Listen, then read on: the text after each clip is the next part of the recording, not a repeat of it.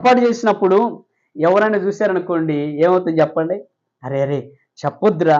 ఒకవేళ గ్లాస్ పగలగొట్టో, ఒకవేళ ఆ రోజు స్కూలుకి వెళ్ళకపోతానో, అన్నో, తమ్ముడు ఏం చేస్తాడు? ఇదిగో నేను మమ్మీ చెప్తాను, నేను డాడీ చెప్తాను. అరే తమ్ముడు చెప్పొద్దురా, అరే చెల్లి చెప్పొద్దురా అంటారా లేదా? ఎందుకని? ఒకవేళ చెబితే అమ్మ ఏం చేస్తుంది? నాన్న ఏం చేస్తారు? వీపు విమానం మోత మోగిద్ది. అవునా కాదా? విమానం మోత మోగిద్ది కాబట్టి ఏమంటారంటే చెప్పవద్దు. మరి నేను చెప్పకూడదని నువ్వేం చేయాలి? నువ్వు తినే చాక్లెట్ నాకు ఇవ్వాలి, నువ్వు తినే బిస్కెట్ నాకు ఇవ్వాలి, నేను చెప్పింది చెయ్యాలి. చెల్లి ఏంటక్క ఈరోజు నువ్వే గిన్నెలు రుద్దాలి, లేకుంటే అమ్మతో చెప్తా. సరేనక్క. రే తమ్ముడు రా. ఏంటన్నయ్య? నా హోంవర్క్ నువ్వే చెయ్యాలి, లేకుంటే సరే అన్నయ్య. ఏం చేయలేని పరిస్థితి. ఎందుకనంటే అక్కడ దొరికిపోయాడు కాబట్టి. ఈ వ్యక్తి ఈరోజు బైబిల్లో ఉన్న ఒక వ్యక్తి దొరికిపోయాడు. అసలు ఈరోజు అంశం ఏంటి? ఎందుకు వస్తుంది ఏంటి చెప్పండి? ఈరోజు అంశం తెలుసా? ఆమెకు ఆ స్థలము చాలా ఇష్టమైంది. ఏ స్థలము? ఎక్కడ? ఈరోజు అది తెలుసుకుందండి. అయితే ఈ వ్యక్తి మాత్రం మరొక స్థలంలో ఉన్నాడు. ఎవరు వెళ్ళని స్థలము, ఎవరు ఊహించలేని స్థలము, ఎవరు ఇష్టపడిన స్థలము, ఎవరు కోరుకోలేని స్థలానికి వెళ్తున్నాడు. చూడండి, మార్కు సువార్త 5వ అధ్యాయము 3వ వచనంలోని ఇలా రాయబడి ఉంది. వాడు సమాధుల్లోను వాసమును చేయువాడును, సంఖ్యలతోనైనను ఎవడును వానిని బంధింపలేకపోయెను.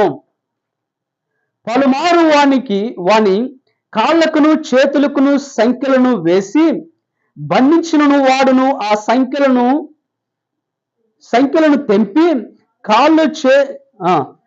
కాళ్ళు సంఖ్యలను తుత్తునీలుగా చేసిన గనుక ఎవడును వాడిని స్వాధీనపరచుకోలేకపోయారు, సాధుపరచలేకపోయారు. అంటే సాధుపరచలేకపోయారంటే వాడిని ఎవరు కూడా కంట్రోల్లోకి తీసుకురాలేకపోయారు, సరి చేయలేకపోయారు అని అర్థం. వాడు ఎక్కడ ఉండేవాడంట? సమాధుల్లో ఉండేవాడంట. సమాధుల్లో ఎందుకున్నాడంటే పైన కనపడుతుంది అపవిత్రాత్మ చేత బందీ అయిపోయాడండి. ఈరోజు చాలా మంది అపవిత్రం అనే స్థితికి బందీలు అయిపోయి ఉన్నారు, అపవిత్రతకి చోటిస్తున్నారు. ఈరోజు మనం చూసినట్లయితే ఈ ఛానల్స్ లో కానీ లేకుంటే యూట్యూబ్స్ లో కానీ ఏం కనిపిస్తుందంటే అపవిత్రత. ఈరోజు ప్రపంచం అనే పాపము చేతులకు వచ్చేసిందండి. ఈరోజు ప్రతి యవనస్తుడు పాపంలోకి వెళ్ళిపోతున్నాడు. ఈరోజు కుటుంబాలు విచ్ఛిన్నమైపోతున్నాయి. ఎందుకు కారణం అంటే ఒకళ్ళు చూసి ఒకళ్ళు నేర్చుకుంటున్నారు. ఒకప్పుడు వ్యవస్థ లేదు, ఇప్పుడు ఈరోజు కుటుంబ వ్యవస్థ అనేది. ఈరోజు భార్య కావచ్చు, భర్త కావచ్చు, పిల్లలు కావచ్చు, ఈరోజు ఆ యొక్క వ్యవస్థను మర్చిపోయారు. కారణం ఏంటంటే అపవిత్రతకు బందీలైపోయి ఉన్నారు. ఈరోజు అపవిత్రత ఏమవుతుందంటే ప్రతి ఒక్క మనిషిని ఆకర్షిస్తుంది, పరిశుద్ధత లేకుండా చేస్తుంది, పవిత్రత లేకుండా చేస్తుంది, అపవిత్రుడిగా మార్చేస్తుంది, అపవిత్రతలో నడిపింపు చేస్తుంది.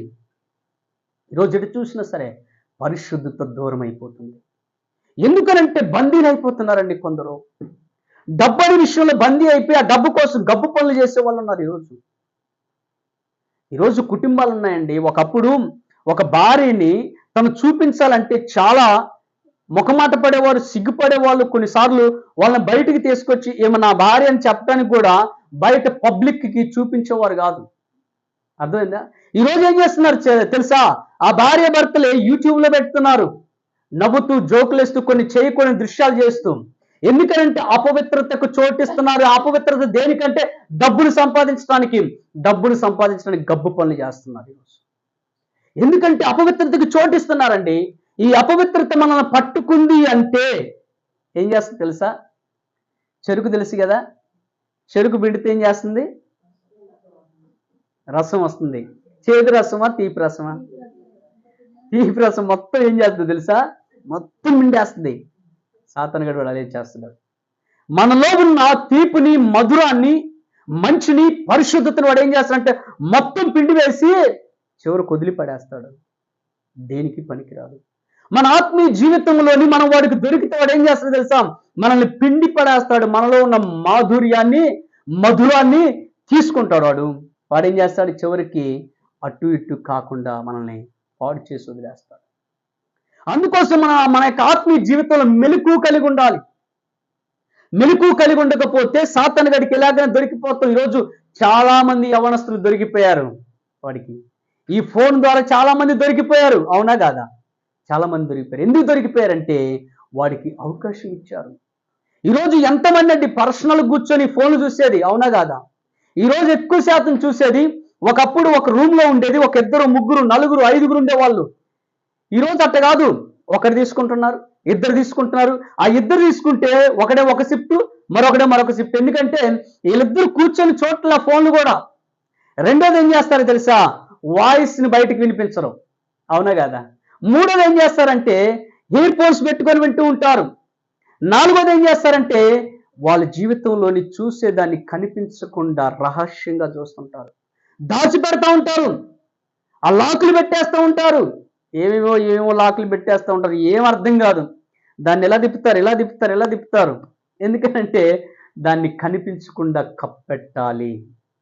ఈరోజు చాలా మంది యవనస్తులు ఈ ఫోన్ అనే యొక్క అపవిత్రతకి బందీలైపోయినారు, బయటికి రాలేకపోతున్నారు. ఈరోజు చిన్న చిన్న పిల్లలు కూడా బయటికి రాలేకపోతున్నారండి ఈ ఫోన్ ద్వారా. ఎందుకని? బందీ అయిపోయారు, బానిసలు అయిపోయారు. కాబట్టి ఆ బంధకాల నుంచి బయటికి రాలేకపోతున్నారు. ఈరోజు చిన్న పిల్లలు చూసినట్లయితే డాక్టర్లు ఏం చెప్తున్నారు తెలుసా? అమ్మ, మీరు పిల్లలకి ఫోన్ ఇవ్వద్దు. ఫోన్ ఇచ్చినట్లయితే వారి యొక్క కళ్ళు పాడైపోతాయి, వారి ఆలోచనలు పాడైపోతాయి, వారి యొక్క మతి స్థిమితం కోల్పోతారు, చిన్న వయసులో వారు బలహీనతలు గుట్ట వెళ్ళిపోతారు. ఈరోజు చాలా మంది పిల్లలు మెంటల్గా అయిపోతున్నారు. ఆ ఫోన్ తీసేసిందని తల్లి వాడు ఏం చేసింది తెలుసా? బ్యాట్, క్రికెట్ ఆడే బ్యాట్ అని చూసిన ఆ బ్యాట్ తీసుకుని వెళ్ళి కొట్టి పడేసాడు. తల్లి చచ్చిపోయింది. ఫోన్ వద్దు అనడానికి. స్కూల్కి వెళ్ళొచ్చాడు, ఆ ఫోన్ వాడుతూ ఉన్నాడు. అరే ఫోన్ వాడొద్దురా, నువ్వు హోంవర్క్ చేసుకోరంటే ఇట్లా ఒకరోజు ఒక ఇంటికి వెళ్ళాం ప్రేయర్కి వెళ్తే ఒక్కడే ఒక ఇంట్లో ఉంటాడు. ఎంత వయసు? 8-9 సంవత్సరాలు, పెద్ద వయసు కూడా కాదు, 9 అంతే, 9 సంవత్సరాలు. ఆ కుర్రవాడు ఆ ఫోన్ తీసుకొని ఇక తిండి మర్చిపోతున్నాడంట, అమ్మ నాన్న మర్చిపోతున్నాడంట, స్కూల్కి వెళ్ళటం మర్చిపోతున్నాడంట, అన్నీ వదిలిపెట్టేశాడు. ఫోన్ కూర్చొని ఆ ఫోన్ తీసుకొని వాడుతా ఉన్నాడు. పిల్లడు ఏమైపోయాడు తెలుసండి? ఆ ఫోను నెట్ బ్యాలెన్స్ అయిపోయిందంటే పిచ్చోడైపోతున్నాడు. ఫోన్ తీసేస్తే పిచ్చోడైపోతున్నాడు. ఆ తల్లి నన్ను కూర్చోబెట్టి గంట సేపు ఏడ్చిందండి.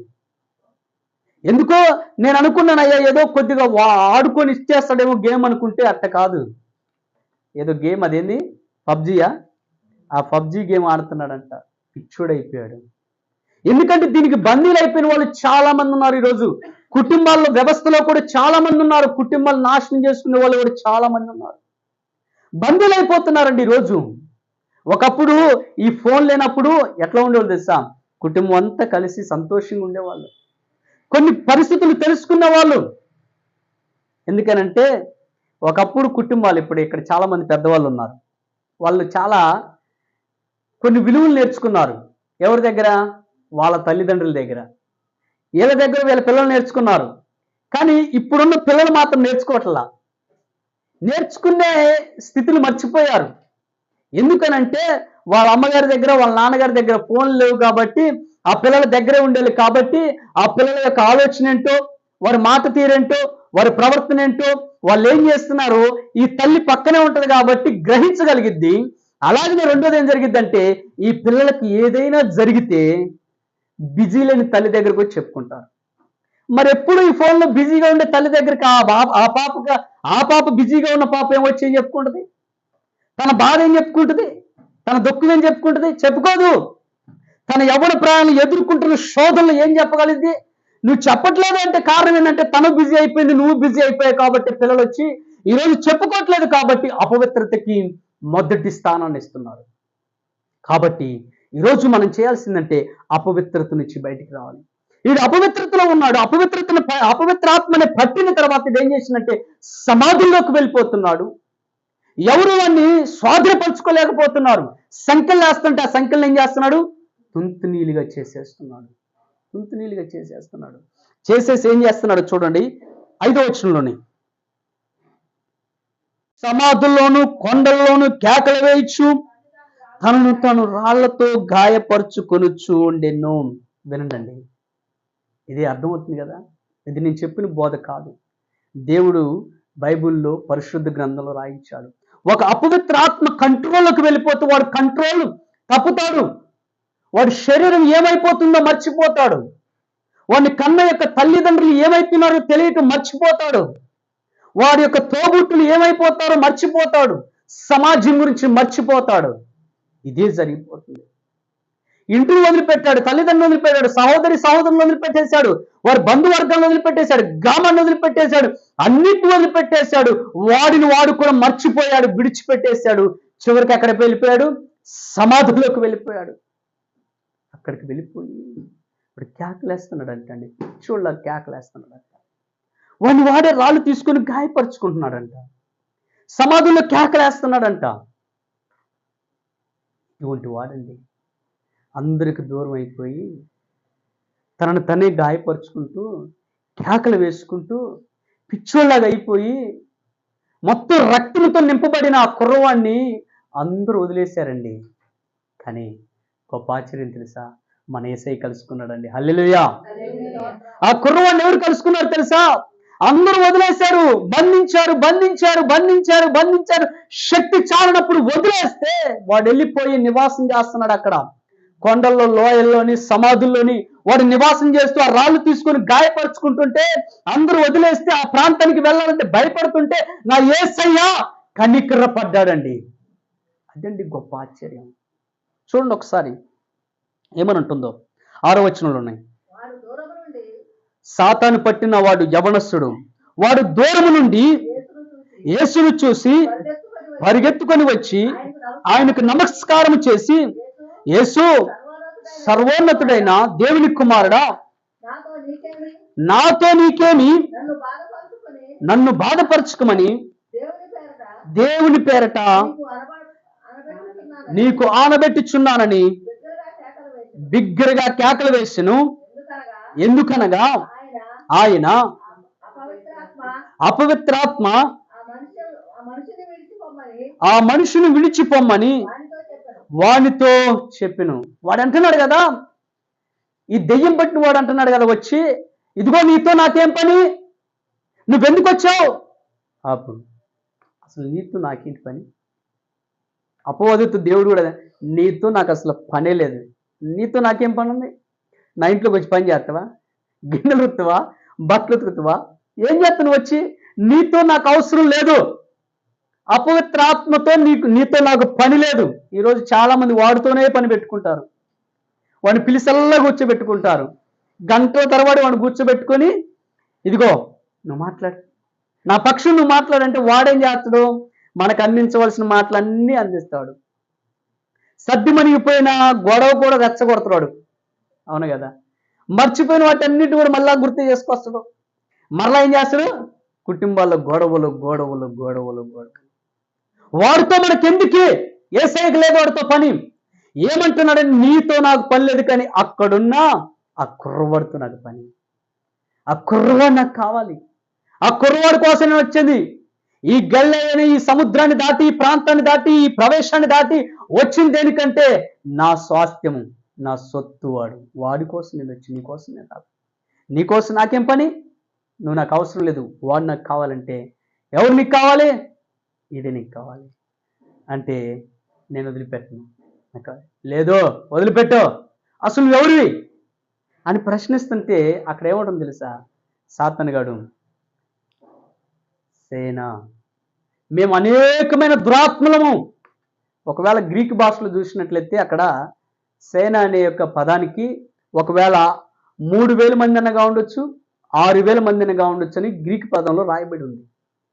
అన్ని దురాత్మలు బట్టే ఒక్క ఆత్మ కాదు. ఈరోజు చాలా మంది చాలా దురాత్మలు పడుతున్నాయి. మనం అనుకుంటే ఒకే దురాత్మ అనుకుంటున్నాం.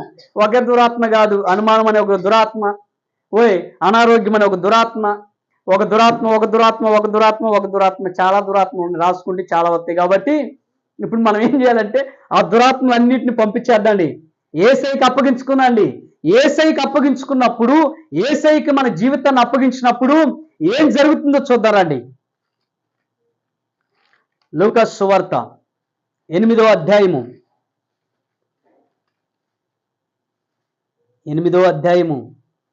35వ వచనం చూడండి ఒకసారి.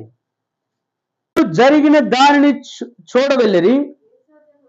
యేసు యొద్దకు వచ్చి దెయ్యములు వదిలిపోయిన మనుషుడు, చాలు, యేసు అంటాడు కదా, నువ్వు వెళ్ళిపో అంటే ఆ పందుల మందులోకి ఈ దురాత్మలన్నీ వెళ్ళిపోయాయి. అవును, వెళ్ళిపోయాయి. వెళ్ళిపోయిన తర్వాత జరిగింది ఏంటంటే, వాడంట ఎలా ఉన్నాడు, ఎలా విడిచి వెళ్ళిపోయాయి. మనం ఎంతగా చేసినా, వాడిని ఎంతగా బంధించినా వాడు బంధకాల నుంచి బయటపడలేదే, వాడిలో మార్పు రాలేదే. ఇది ఎలా జరిగింది, ఏం జరిగింది అనేసి ఆ ఊరంతా కదిలొచ్చిందంట. ఎక్కడికి? వాడికి భయపడిపోయి అందరు పారిపోయి అందరూ ఉంటే ఈరోజు బాగుపడిన వ్యక్తి దగ్గరికి వచ్చారు. బాగుపడిన దగ్గరికి వచ్చారు. ఆ రోజు చూడు వాడి జీవితం ఏమైందో. బట్టలు కట్టుకొని, మొదటి వాడు సిగ్గు, పరిశుద్ధతని కాపాడుకుంటాడు. తర్వాత బట్టలు కట్టుకొని స్వస్థ సిద్ధుడై యేసు పాదముల యొద్ద కూర్చుని చూసి అందరూ ఏమయ్యారు? భయపడిపోయారు. ఇక్కడ 3 అంశాలు జరిగినాయి. వాడు ఏం చేసిందంటే, వాడికి అప్పటి వరకు తెలియదు వాడు ఒంటి మీద వస్త్రాలు లేవని, వాడికి సిగ్గు అనేది వాడికి తెలియదు. ఎందుకంటే అపవిత్రతో ఉన్నాడు కాబట్టి వాడు ఎలా ప్రవర్తిస్తున్నాడు, ఎలా జీవిస్తున్నాడో వాడు కంట్రోల్ లేదు. కాబట్టి ఎప్పుడైతే వాడు క్రీస్తు దగ్గరకు వచ్చాడో, క్రీస్తు దగ్గరకు వచ్చిన తర్వాత వాడి జీవితం మార్పు చెందింది. వాడు బ్రతుకు చేంజ్ అయిపోయింది. వాడి లైఫ్ చేంజ్ అయిపోయింది. వాడు ఎలా వచ్చాడంటే ఊహలోకి వచ్చాడు. ఏ ఊహలోకి వచ్చాడంటే, నేను వస్త్రాలు లేవు, నేను మంచి వ్యక్తిని కాదు, నేను అపవిత్రతో పట్టబడిన వాడిని, నేను గాయాల పాలైపోయిన వాడిని. అప్పుడంట సుహాలోకి వచ్చాడంట. మత్తులో నుంచి వచ్చిన తర్వాతనే కదా సుహాలోకి వచ్చి, నేనంటే రోడ్డు మీద పడిపోయినా, అరే నా లింగి ఎదురా, నా పంచి ఎదురా, నా టవల్ ఎదురని అప్పుడు ఎత్తుక్కుంటారు. అవునా కదా? ఎందుకని? తాగి ఉన్నప్పుడు పడిపోయినప్పుడు సుహ ఉండదు కాబట్టి, ఎప్పుడు సుహ వచ్చి ఎన్ని ఎత్తుక్కుంటారంటేనంట, సుహ వచ్చిన తర్వాత వాటిని ఎత్తుక్కుంటారు. అదే రీతిగా ఈ యవ్వనస్తుడికి అప్పుడు అర్థమైంది, నా ఒంటి మీద వస్త్రాలు లేవని. వస్త్రాలు ధరించుకున్నాడు. రెండోది ఏం జరిగింది? తను స్వస్థత పొందుకున్నాడు. మూడోది ఏం జరిగిందంటే, యేసయ్య పాదాల యొద్ద ఉన్నాడు. ఇది అసలు. ఎక్కడున్నాడంటాడు? సినిమా హాల్లో లేడు, పార్కులో లేడు, మందు షాపులో లేడు, అక్కడ ఎక్కడ లేడు, కానీ యేసయ్య పాదాల దగ్గర ఉన్నాడు.